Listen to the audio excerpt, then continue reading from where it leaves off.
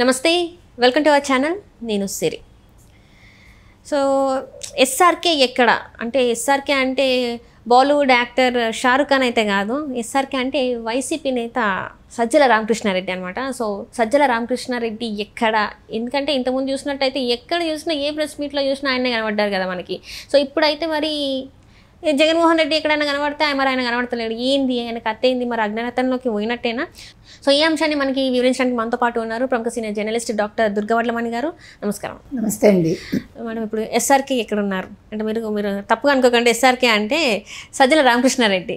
ఆయన ఎక్కడ ఉన్నారు ఏంటి అంటే ఇంతకుముందు చూసినట్టయితే ఎక్కడ ప్రెస్ మీట్ పెట్టినా జగన్మోహన్ రెడ్డి కంటే ముందు ఈయన వచ్చి మాట్లాడేటోడు. అంటే ముఖ్యమంత్రి ఆయనే, అసలు జగన్మోహన్ రెడ్డి ఆయన తెలియని పరిస్థితుల్లో ఉండే అప్పట్లో.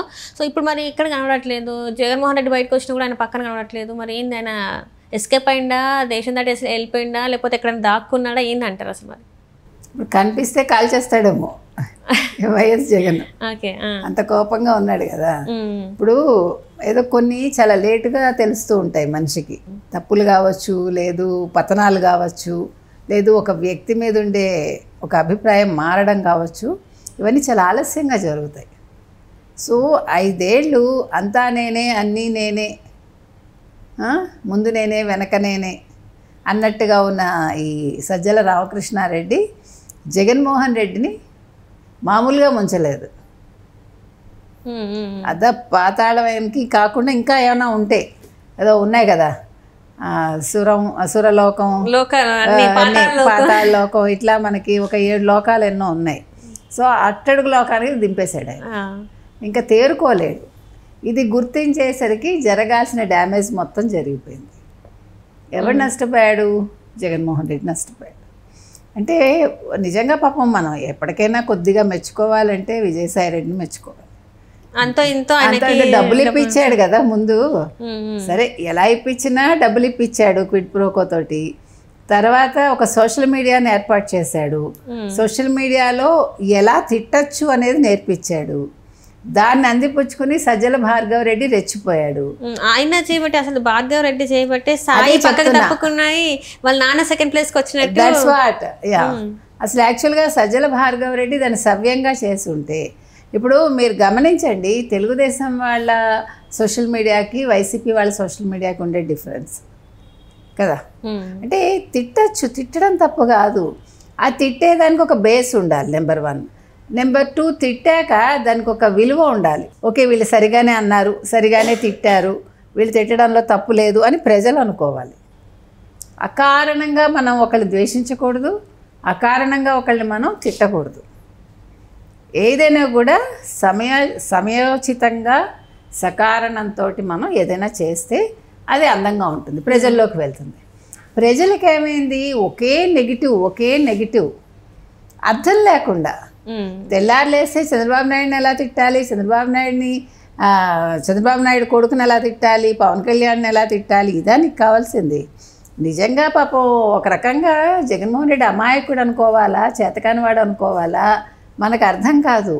ఇంత డబ్బు పెట్టుకున్నాడు, ఇంత డబ్బు వెదజల్లాడు సోషల్ మీడియాకి కదా. 100 కోట్లు అంటే మాట్లాడండి. నిజంగా అంత ఖర్చు అయ్యి ఉంటుందా, లేకపోతే మధ్యలో వాళ్ళు ఖర్చు అవ్వడం కాదు, ఖర్చు అవ్వదు. అంటే ప్యాకేజ్, అదే ఆ ప్యాకేజ్లో ఇప్పుడు మీరు తీసుకుంటారండి, యు ఆర్ ద హెడ్ అనుకుందాము. 100 కోట్లు తీసుకుని మీరు ఉద్యోగస్తులకి ఎంత ఇస్తారు? 100 కోట్లు ఇచ్చేస్తారు. 5 కోట్లు ఖర్చు పెట్టుంటారు, మహా అయితే 10 కోట్లు అనుకోండి. 90 కోట్ల హెడ్ ఎవడైతే ఉన్నాడో వాడు జేబులోకి వెళ్ళే. ఓరి వాడి పని వాడు సవ్యంగా చేశాడా రిషి అన్నవాడు? లాస్ట్కి మనం చూసాం జగన్మోహన్ రెడ్డి ఎలా పిచ్చాడులా మాట్లాడాడు. 175/175 అదేంటి, వై నాట్ 175 అన్నాడు. లేదంటే ఈసారి 151 కంటే ఎక్కువే వస్తాయి అన్నాడు, ఆయనే చెప్పాడు. ఆ రిషి అన్నవాడు ఎవడో వాడు మాట్లాడలా. అంటే మోసం, అందరి చేత మోసగించబడ్డాడు ఈయన. డబ్బులు ఆడుకోవడమే. ఇప్పుడు సజ్జల రామకృష్ణారెడ్డి అయితే అందరికంటే నెంబర్ 1 ప్లేయర్ అన్నమాట. తర్వాతే మిగతా వాళ్ళు వస్తారు. ఇప్పుడు చెల్లెలు కరెక్ట్గా అందుకే అసెస్ చేసిందండి షర్మిల. ప్రతి ఒక్కళ్ళ గురించి కరెక్ట్గా ఆవిడ అసెస్ చేసి చెప్పగలిగింది. ఆ అసెస్మెంట్ జగన్మోహన్ రెడ్డికి లేకపోయింది.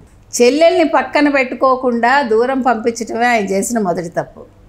రెండో తప్పు బాబాయిని చంపించటం. ఒక ఎంపీ సీటు కోసం బాబాయిని చంపించటం ఏంటండి, బుద్ధి లేకుండా.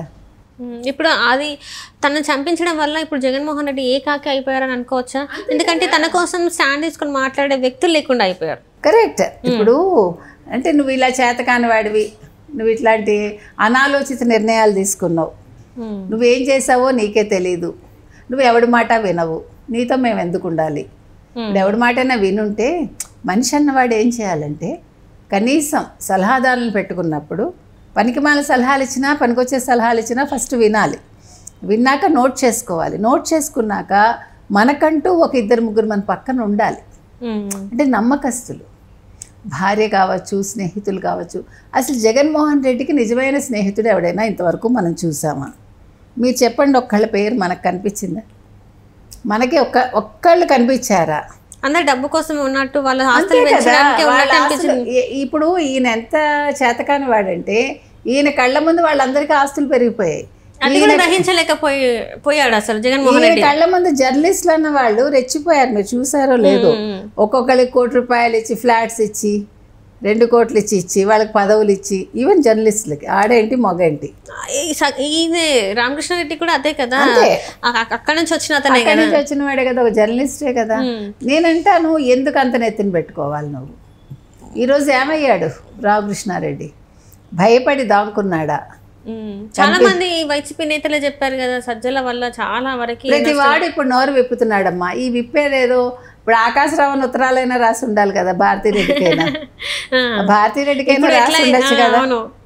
సరే, వీళ్ళకి అక్కర్లేదు, మనకి వినదగునెవ్వరు చెప్పిన వినినంతనే వేగపడక మనందరం సుమతి శతకం చదువుకున్న పద్యం. మరి వినాలి కదా తల్లి.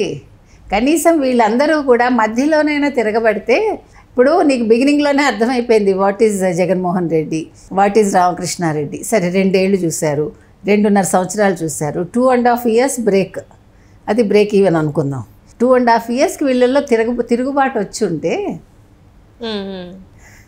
కదా, అందరూ కలిపి తిరుగుబాటు చేసుకుని ఒక నాయకుడిని ఎన్నుకుని, ఇంకో జగన్మోహన్ రెడ్డి నువ్వు మాకొద్దు, నువ్వు మా మాట వింటలేదు, మేము అవినీతి పరులం అయిపోయాము, అనవసరంగా మేము ఇబ్బందులు పడుతున్నాము అని కనుక తిరుగుబాటు వచ్చుంటే ఎలా ఉండేది అసలు పార్టీ? అంటే పార్టీ అంటే ముఖ్యమంత్రి పక్కన CS లాంటి వాళ్ళే ల్యాండ్లు కబ్జా చేస్తుంటే మిగతా వాళ్ళు ఏం మాట్లాడారు? అది ఎప్పటికి వచ్చింది? ఇప్పుడు జవహర్ రెడ్డి లాంటి వాళ్ళు ఫస్ట్ మంచిగానే ఉన్నారుగా.